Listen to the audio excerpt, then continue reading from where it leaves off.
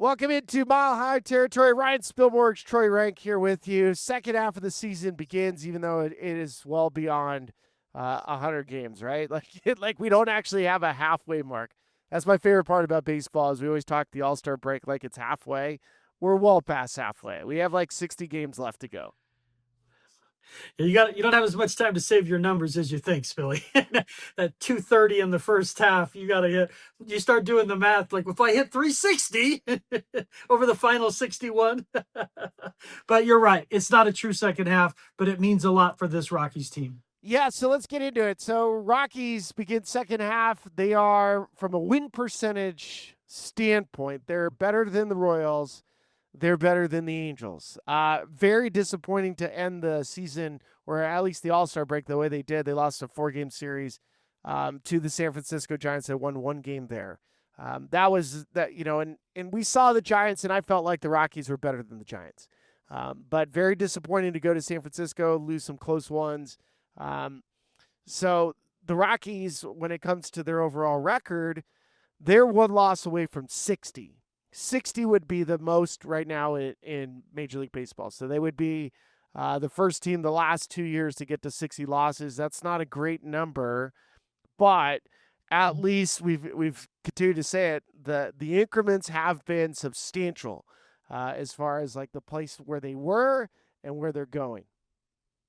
Yeah, I mean, it might be time for the bumper stickers with the motto, now we suck less than ever. But listen, they are better. They are better. I felt like last year they had 60 losses like by June 3rd. I mean, it was unbelievable how many games they lost and how badly they lost. It felt like they were getting 10 run ruled. If that was in place, there would have been multiple times where they wouldn't have made it past sixth, seventh inning. But they're making progress. We see it offensively. We see it in the contact rate. We see it in their ability to limit some of the strikeouts and show more power, more slug. And you're seeing it also in the pen and running the bases. Again, the issue is, and I think that's where we start here on the show, is can they start growing some roots in the rotation? Because they're never going to go out and win in free agency with a starting rotation. So you have to develop 2 or 3 homegrown guys. And you have one you're keeping an eye on that's going to be starting Friday night here against the Reds. Yeah, that's Gabriel Hughes. And for any Rocky fan that's starting to get on this bandwagon as they're starting to turn things around, or if you're just a regular Rockies fan, he wants to go by Gabriel, doesn't want to go by Gabe. Also, he's very, very smart. He's one of 12 players. I think we talked about this before, from Alaska. He graduated from Gonzaga in 3 years, wants to be a doctor. This guy's super crazy smart. And then his mom, her favorite player was Mariano Rivera.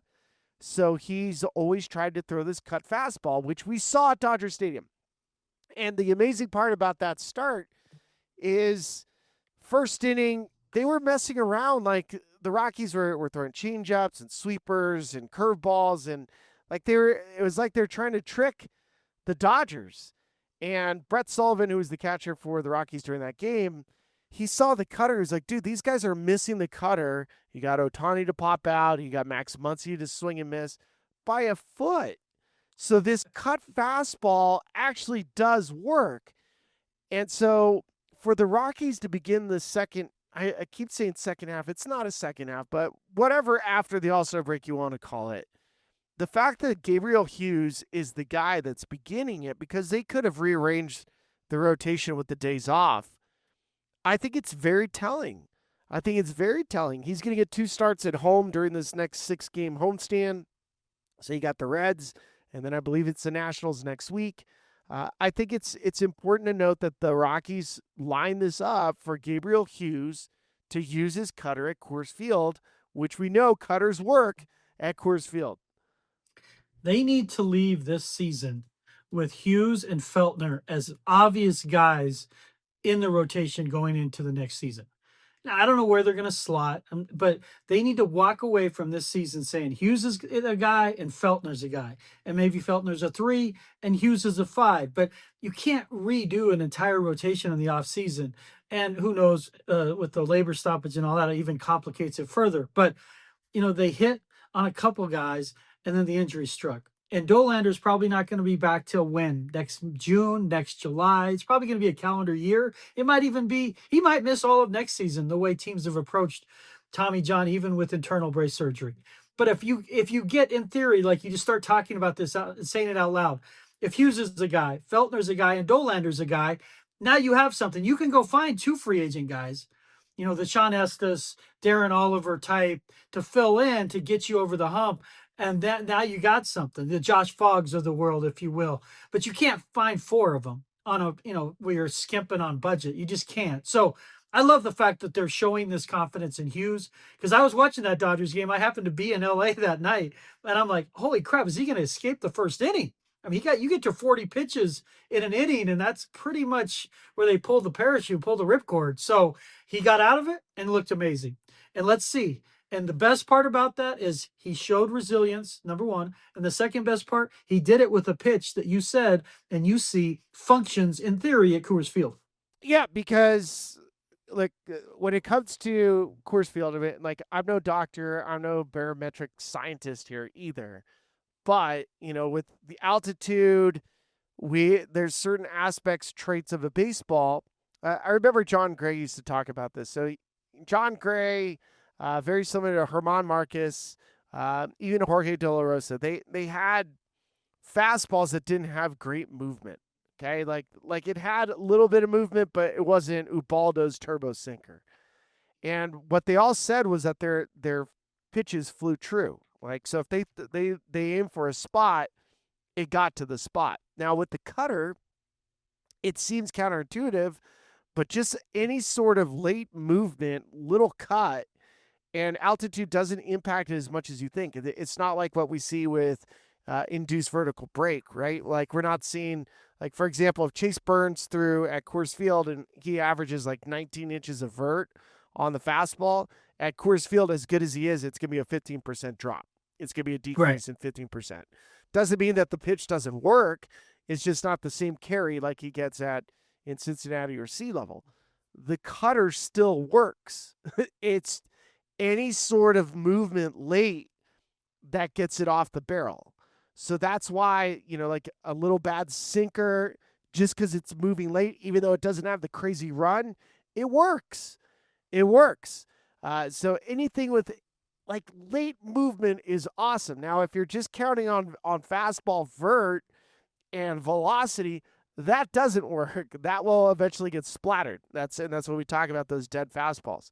So we'll see. And for me, as we're watching what type of pitchers work at Coors Field, the biggest thing that I've like hammered over and over and over again is some sort of cut fastball. I love the cutter. Corbin Burns has had great success here. There's plenty of examples of guys that had success with the cutter. Stephen Brault, who went to Regis University, left-handed pitcher, threw 69 consecutive cutters in a 7-inning like no-hitter. He threw 69, and on the 70th, he threw a changeup because he's disgusting, right? Like, it works. The cutter works. So I want to see more guys with cutters. I want to see guys with a little more deception, and I want front to back. I want changeup, splitter, fastball with some velocity. That's like the ideal pitcher for me. Obviously, if I get extension, if I get high-end velocity, great. But I think any sort of little movement and something front to back, I think you're successful here.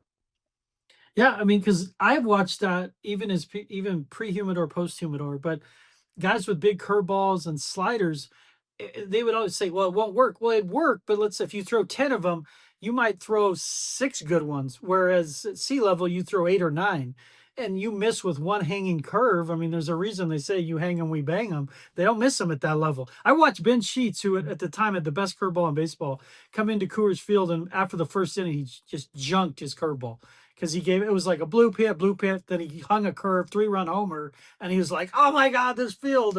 And again, but to your point, cutter, I mean, without knowing the science, it's just relying on just late movement and little movement. The big curveball, the variance, it leaves itself susceptible to not being as consistent.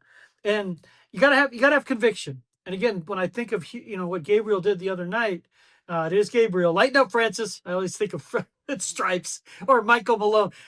Coach Mike Malone here. It's Michael. Sorry. Sorry, Mike. Sorry, Mike. I mean, Michael. Listen, Hughes showed conviction. And that's so much of Coors. It's just like, my stuff will work here. I don't have to be nasty and filthy and, I got to do something I never did in the minors. Those are the guys that get in trouble here. I got to be perfect. No, you don't. Just do what you were doing and compete and stay in it. And if you give up 2 in the first, just stay in it and get to 5 in the third. And again, that's so hard to do with pitchers. You grew up your whole life as, defined by your ERA and whip and all these things. But at Coors specifically, if you last longer than the other starter, the Rockies' chances of winning go poof, through the roof. Big second half of the season coming up. There might be a hot ticket, a rivalry series, a sold out experience they need to get your hands on. And SeatGeek is the spot for that. You can find good pricing. They help you with the pricing. Green dot, good. Red dot, not as good. And they help you with your view of the seat for some big matchups coming up in August, September, and eventually leading up to playoffs. Why would you not use SeatGeek? If you want to view from your seat, you want to know if it's a good seat, if it's a good deal, it has all of it on the app. It's easy to use. It's one click, boom. You buy the tickets, they send them right to you. You get them on the app, and then you can go check out whatever game, whatever you're a fan of, you can go to, whether it's baseball, whether it's concerts, whatever you're into, you can find a ticket, and you can always try to find the green dot on SeatGeek. And for MLB tickets, you can get 10% off with that promo code we're running all season long, Territory10. That's Territory10 off your next set of MLB tickets at SeatGeek. Make sure you click the link in the description to download the app and have the code automatically added to your account so you can use it later. Yeah, so the Rockies, the way they set it up, I just looked it up. It goes Gabriel Hughes. It goes Sugano-san, who's coming back from his back spasms. It goes Ryan Feltner. So those are the top 3 guys. And then it goes Kyle Freeland and Michael Lorenzen.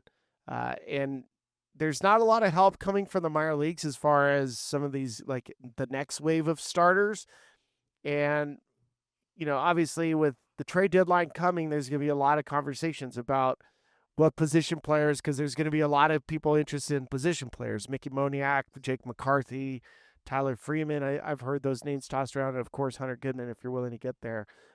Which you and I will take a player. The next couple pods, we'll focus in. We'll key in on one specific player per pod next week, and moving forward till we get to the trade deadline.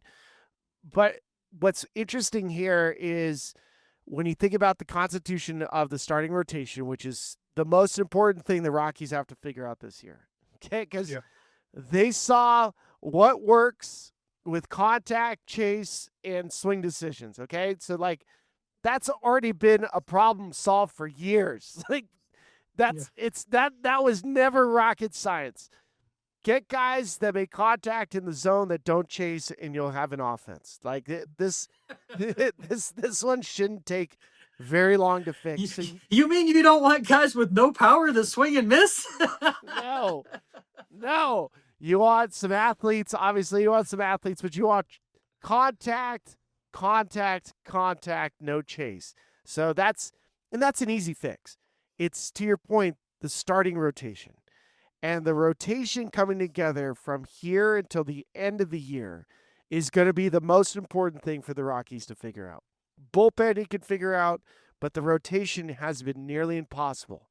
That has been the problem for the Rockies. When the Rockies get to the postseason, it's usually been because the starting rotation was pieced together and stayed healthy throughout the course of the year. They haven't had that. They've had that, 4 times in over 30 years where they had a rotation that was good enough to make it to the postseason. They have to figure out the rotation. That is the number one on Spilly's menu of things that need to be fixed, is figure out what this rotation looks like moving forward and what type of starters the Rockies are looking for, because they haven't done that yet. Yeah, 5 playoff berths and going on, almost 35 years. And the years they won it, the one year was a shortened season in 95, and they were bullpen heavy because it was a 144-game season. The other time they made it with you guys in 07 and 09, rotation was really good. I mean, 07, it was good, and then you got this just caffeinated bump from Ubaldo and Frankie Morales. at the end of the season that nobody saw coming. But 09, it was just a really good rotation. And De La Rosa was good, and Ubaldo was good. 17 and 18, again, consistency and health. They don't have to be great. They're never going to be great. But what you said is the most important, because too many times it just feels like, you're spitballing, and altitude forces you to experiment. We understand that. But what kind of pitcher do we want? What does a Rocky starter look like? And what does his stuff look like? What does his mentality look like? And I'm telling you what, Spilly, the longer I cover pro sports, the more I want to know, what is his compete like? When he's pissed and he's doubted, what is that guy like? Because that's the guy I want on the mound. That dog that's pissed, and I'm going to show you. Not first sign of trouble, diving under the coffee table into the fetal position. Because that field will do it to you. It'll bring you to tears as a pitcher, because it punishes you in ways that are unfair, fundamentally unfair, because it's too big. But I want guys that compete, that take it personally, that aren't numbers obsessed, and that's hard. But you got to have, clearly they want guys with a variety of pitches. That's like their starting point. But maybe as they filter it down, it's variety of pitches, but one of those has to be a cutter. You know what I mean? Like you said, what is that type? Because that's what they've identified with hitting. We want 18, 20% walk rate, 18, 20% strikeout rate, and we can work with that guy. We can win with that guy. And they are, for the most part, offensively. Not winning games, but they're winning offensively, statistically. What does that look like from the rotation standpoint? What does it look like? And can you get a couple of veterans mixed in with a couple of young guys that take it personally, like Francis did, like Ubaldo did, like your best? I mean, Josh Fogg didn't grow up in the organization, but guys that compete, and Freeland's had that. I just feel for Kyle, because he's a boxer that's in the 17th round, man. It's just, how many rounds do you got to go with this place? I just think at some point it's not fair to him to keep asking him Kyle Freeland, the hometown kid. Like, I mean, my word. I mean, how many years do you have to get knocked in the head by this place? But Kyle Freeland, for 3 or 4 years of Kyle Freeland, that's what it kind of looks like. Compete, take it personally, have an edge. I want to see that, because sometimes I feel like, we want the analytical guy that can throw 9 pitches for strikes. I'm like, I'm not sure at Coors that works, because that guy was Jeremy Guthrie, and it's a little bit of Lorenzen. They overthink it because they're so damn smart, and that for me runs into problems at Coors Field. Yeah, I mean, and we'll definitely dive into Michael Lorenzen next week, because I think it's important when you have a guy that has 9 pitches that is trying to figure out what pitches work. That's a problem. Like with Gabriel Hughes on tonight, or when he pitches, he knows he's going to throw his fastball that has this cut to it. There's no surprise here. It's like going to In-N-Out Burger. You're ordering the double. It's coming. It's coming. It's coming. You're getting a double. I don't care. So this is why I think it's really important the way that the Rockies set up their rotation, starting off with Gabriel Hughes, and then from there we'll start to figure out what else is going to be built around that rotation. So. Good stuff. All right, starting next week, you and I will start digging into some of the Rockies that are up for possible trades. I've heard a bunch of names already so far. There's a lot of interest in Rockies position players, and there's some interest in Rockies pitchers. So we'll get into that next week. If you want to send us any of your questions, we love to answer it. You can do it at Mile High Territory. Troy, have a great weekend. All right, we'll see you.